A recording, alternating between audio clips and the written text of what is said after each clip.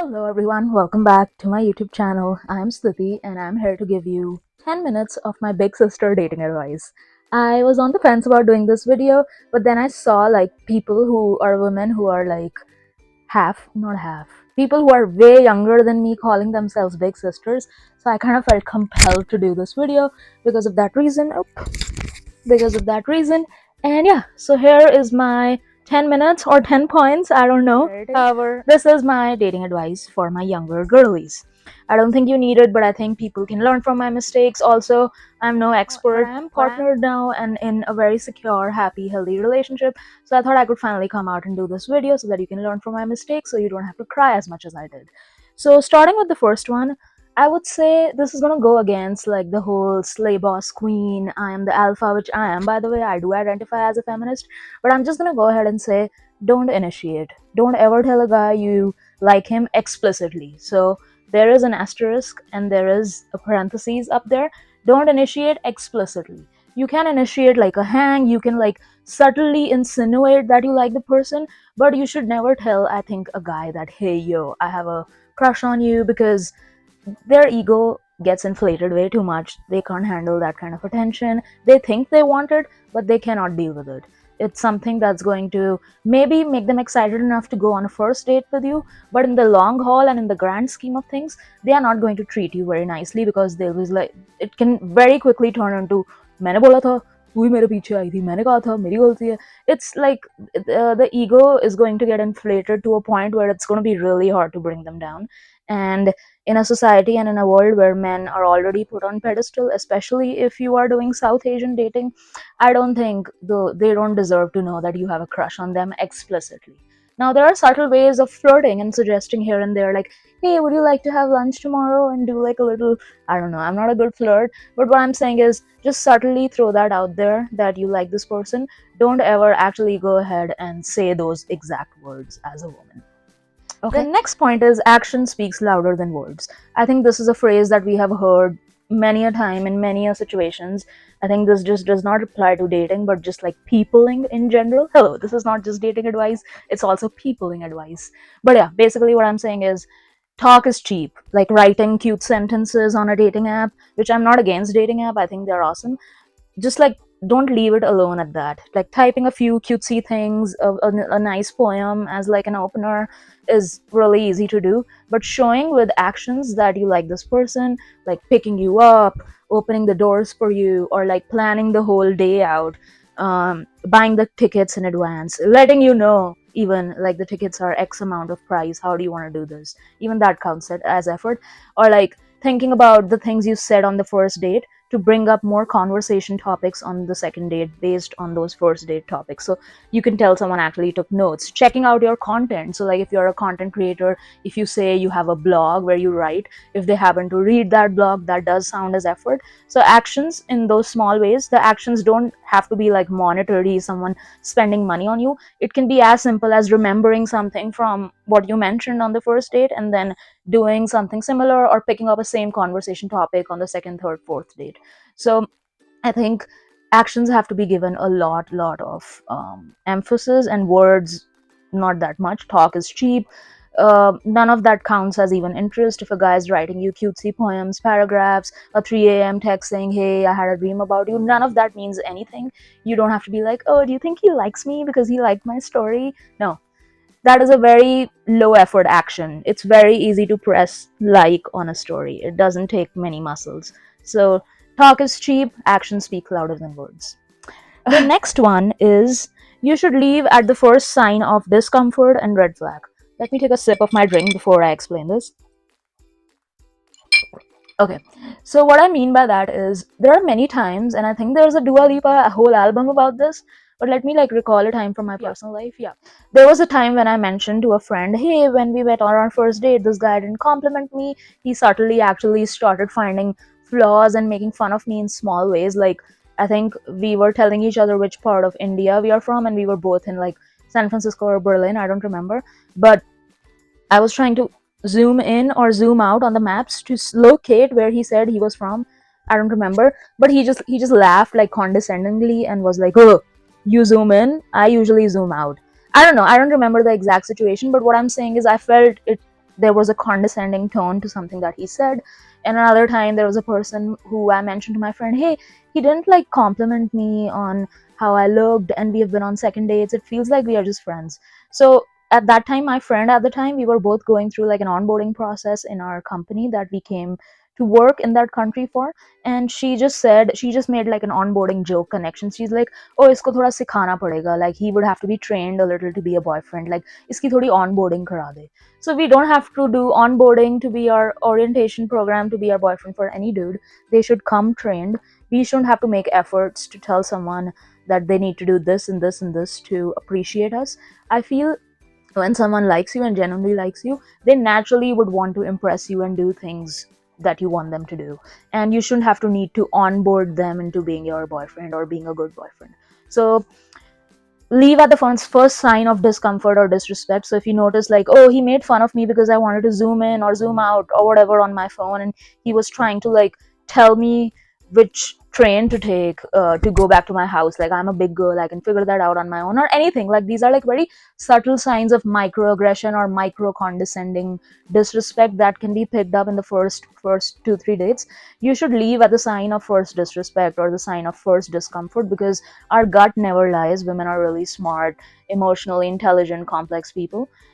Something that can seem as if the choti si baat hai, like this is a really small thing, I shouldn't be making such a big fuss about it, on like a guy who's so nice on paper, like on the dating resume, his bio data or whatever looks nice, like good job, height, whatever. That still doesn't imply he's going to be a nice person, a nice partner going forward. His actions are going to show what kind of person he is. So yeah, leave at the first sign of disrespect and discomfort, no matter how small that feels.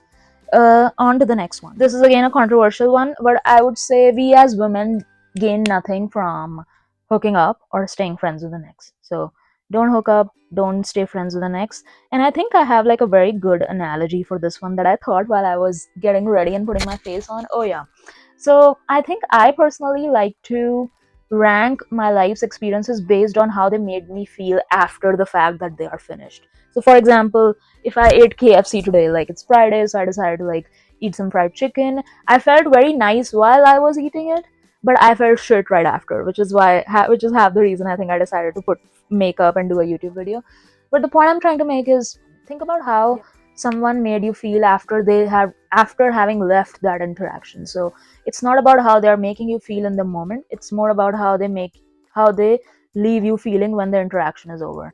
I think that's a really good tell of whether that person or that food is right for you. So for me, hookups and one night stands, I think the same reason I don't like to eat fried chicken that much anymore is because it may feel very good in the moment, like a smoking urge or anything that's bad for you, like procrastinating on a task that you think needs to be done. That extra 5 minutes of sleep maybe feels good in those 5 minutes, but it's going to feel shitty for the rest of the day. And the same is the case with one night stands for the most part. I think I really struggled with this because I came from a place of like a very validation seeking person in my younger years, and especially validation from like the Western world, because I went to school in the US, then I went to Berlin for a while, and I used to think for the longest time, oh, because I'm like such an achi bachi from India, maybe I'm not cool enough for Western dating, and that is the reason that I don't like one night stands. But then I also met like many Western, American, German, beautiful American women or beautiful European women who were not interested in one night stands, and they gave the same analogy as the one that I gave, the one fried chicken, eating junk food, smoking urge analogy, where it may feel good in the moment for a few microseconds, but it's going to be feeling shit and it's going to bring so much hurt and confusion in your brain, because it releases oxytocin. It's science. It has nothing to do with Western culture or Indian culture or being a prude or being a slut. It has to do with basic science and hormones. Oxytocin is released, the bonding hormone is released. If we are bonding with the wrong person, we are just going to chase after someone who's not worth our time or energy. It's called love making for a reason. Think about how smoking or drinking soda feels right after you have, or like how a greasy piece of McDonald's or like how a greasy piece of pizza feels right after you're finished eating it. Think about that feeling, and that is what one night stands are for women. I don't know about men, but that is something that I can speak from myself and all the women that I have experienced around me, not only Indian women, also women from other countries. I recall this actually reminds me of a person who I used to be friends with, he used to really pressure me into wanting to like sleeping with people willy nilly, and he used to say this a lot, that oh, you are too traditional. If you weren't Indian, I would date you. You are just too traditional. You are like too traditional, traditional, traditional, traditional.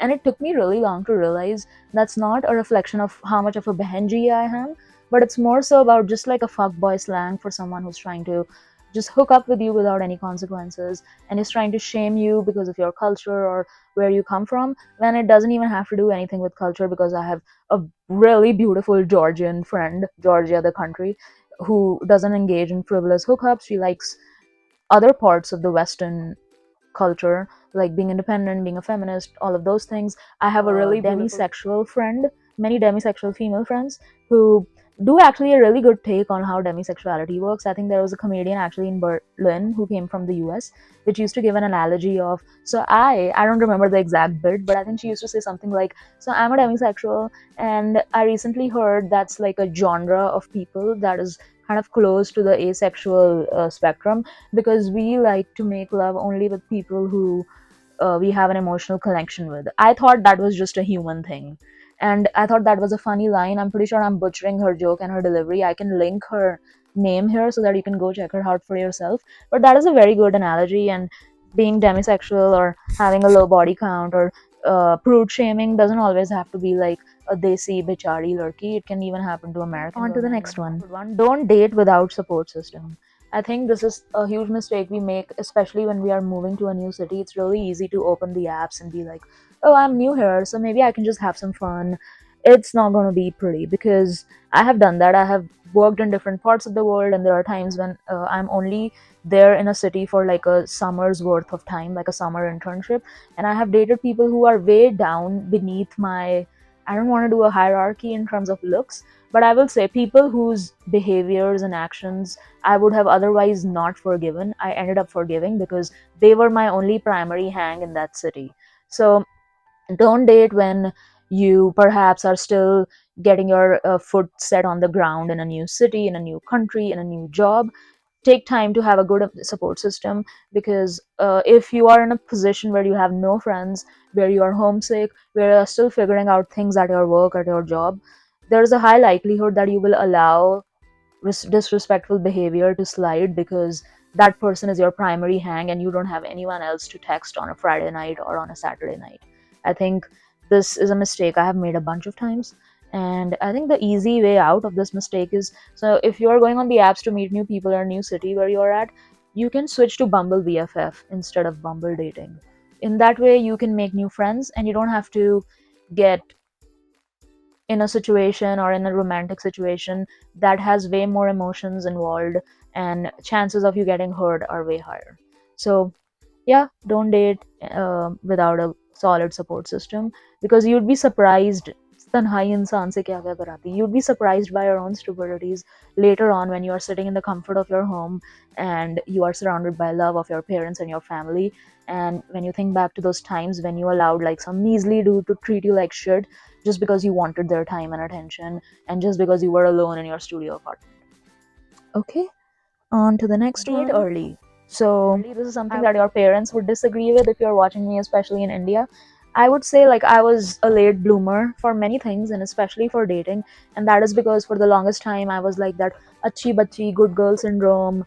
Um, but that what that did was I made the stupidest of dating mistakes in my late 20s. An analogy I can give for this is, oh yeah, I remember when I was 24, I had a crush on a guy in my university. And again, I broke rule number one, which is explicitly telling a dude that I have a crush on him. I did this via an email or via a Facebook message. And not only he did not reply me, he gained power and his ego inflated by that. So those power dynamics made my life hell for the rest of the time in that university. I basically wanted to like, okay, I wanted to switch schools. That is how bad it got with the way I was treated by him after he found out explicitly in the form of an email or a Facebook message that I have a crush on him. So a 24-year-old in America wouldn't have done something like that. And that is something that made me moving on from that incident way worse. Because suppose I would tell my roommate or anyone in my class, hey, I messaged that guy from Macedonia that I have a crush on him, and not only he didn't reply, he ended up doing this, this, this. And to console me and to make me feel better, what my classmate at the time in Missouri or what my roommate at the time in Missouri would say, hey, Stuti, don't feel bad. When I was in fourth grade, I did the same thing. And that would make me feel even worse that I'm making the dating mistakes someone is supposed to be making when they are a fourth grader. So that just like opened something in me that we are supposed to treat dating as coding or as any other thing where like the Zuckerberg, I think this is a quote by Zuckerberg, move fast and break things, whatever. Do that in dating, sneak out of your house, make all those stupid being Dating sloppy drunk or high with a guy who you have explicitly told him you have a crush on him, and now he has that power over you. It's not a good look as a 30-year-old woman. These are getting very specific, but yeah, I'm just saving you from the mistakes that I made. Don't let your good girl achi bachi syndrome have you making rookie dating mistakes at the age of 27 or 30 or whatever. On to the next one. This one was really important, and this one was something that took me a while to understand until my recent most stable relationship. Liking the same shows or the same music doesn't count as compatibility. Hear me out. I think when we go on a date, we discover each other's likes and dislikes, and we just assume, oh, he's so nice, we are so compatible because both of us can get Nikki Glazer tickets, or both of us can watch the India Pakistan match together, or whatever it is that you guys bonded over. It is not enough, and that is not compatibility, especially when it comes to shows like The Office. Everyone loves The Office, everyone loves Friends. You assuming that you and someone else is going to hit it off just because you watch the same comedian or just because you watch the same show is juvenile at best. And I know this sounds contradictory to everything that I've said in my uh, vlogs thus far.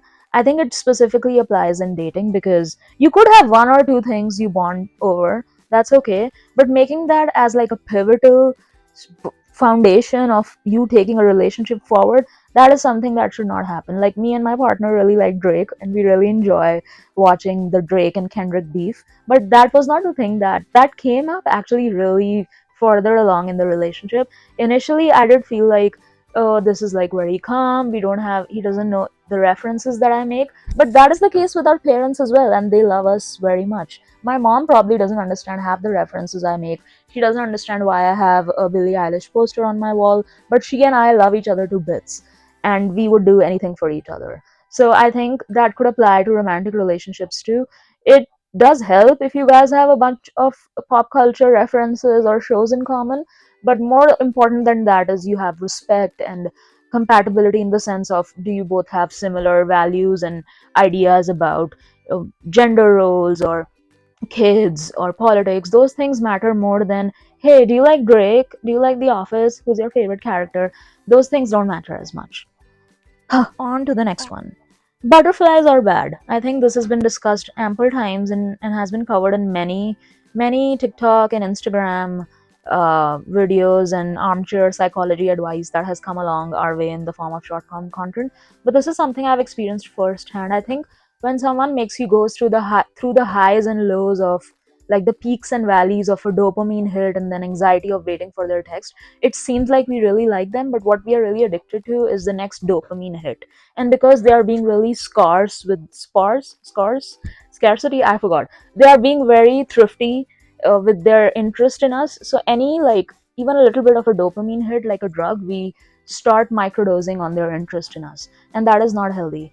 Someone who is interested in you won't leave you confused. Someone who's interested in you won't flip the script every time you text them. It won't be a weird power dynamics where the the equilibrium is always on the one side or the other. It would be calm. Both of you would be in the same side of the equilibrium. And that is what is seen as boring at times. But those are the healthiest kinds of relationships. Those are more stable. Those are the ones that stand the test of times and eventually become more interesting as well. So butterflies are bad. What you are thinking are butterflies is actually anxiety because you are microdosing on this person's time and attention, which they are being very stingy with when it comes to you. Sorry, sweetie, I don't make the rules. Don't shoot the messenger. Last one, and this is especially for the South Asian girlies, don't try to rush into something because of society's arbitrary deadlines. Huh. I think this is so important. I think for the longest time, as soon as I hit 28 or people around me made it really uh, clear to me that I'm like missing the boat, and yeah, the biological clock thing is true and everything. But I think the kind of mistakes and the kind of people I've allowed in my life as soon as I turned 30 is shameful. I think the kind of behavior in men I allow, this is a joke I used to do, that the kind of behavior in men that I allow in my life and the kind of men that I allow in my life, once I'm sitting and matching in my hometown, the quality is so bad compared to once I cross India's borders. Because I feel as soon as I cross Indian borders, the societal expectation of me having to rush into this goes away, and my standards rise. So I'm not saying you need to book a flight outside India to raise your standards. You can do that sitting in your own house. You can read books. You can tune out people who tell you that आपका time निकला जा रहा है, or you are like stale vegetable, because you are not going to be happy with the person who disrespects you, and those are the only kind of people you're going to attract in your life if you are in a rush. It's the similar analogy that many comedians and people have given, that if you go grocery shopping hungry, you are going to end up buying a bunch of shit. In the same way, if we go into the dating market thinking मेरा time निकल रहा है, लड़के खत्म हो जाएंगे, अच्छे लड़के चले जाएंगे, you are going to allow very shitty behavior that your younger self is going to be very mad at you about. At least that is how I was. The kind of treatment I have allowed from men as soon as I turned 30, my 20-year-old self wants to slap me, the old me. I think the only way to not let that happen to you is to remember this, that if you want something, want it less. I think this analogy or this epiphany came to me in my career actually, when I'm like trying to rush into finding a job, when I'm trying to rush someone into giving me an answer about my last case study, when I'm trying to rush a recruiter into telling me whether I'm still being considered, the chances are I don't get that job. But when I just let them take their sweet time and make it so that I don't even really need this job, those are the times when job offers have come in the most. So in the same goes with men, same goes with everything in life. If you want something, want it less. Lastly, less is more is the best advice that I can give you when it comes to dating. Less is more. Do less. Especially as women, do less. Be in the receiver mode. You'd be surprised how much men do for you when they like you, and they don't even have to be rich. They just become really generous when they are in love. You could be in a situation where you would be earning more than your man, and you still won't have to pick up any of the date checks. You still won't have to pay a single bill, because that man would be generous with you and would like to show you the love he feels for you in the form of gifts, in the form of paying for all dates, even if you earn more than him. And those kind of men end up getting rewarded. And yeah, I would leave it at that. I won't delve into too much into my personal life. But yeah, hope you enjoyed this video. My sit down videos don't do as well as my vlogs, but I was really compelled to do this video for some reason on this Friday evening. I think because I saw women who are younger than me doing these videos, and I thought I had so much to offer given I have more years ahead of me. I'm not that old. Feel free to guess my age in the comments. That would be an interesting comment thread. And I will see you next time in a new vlog maybe. See ya.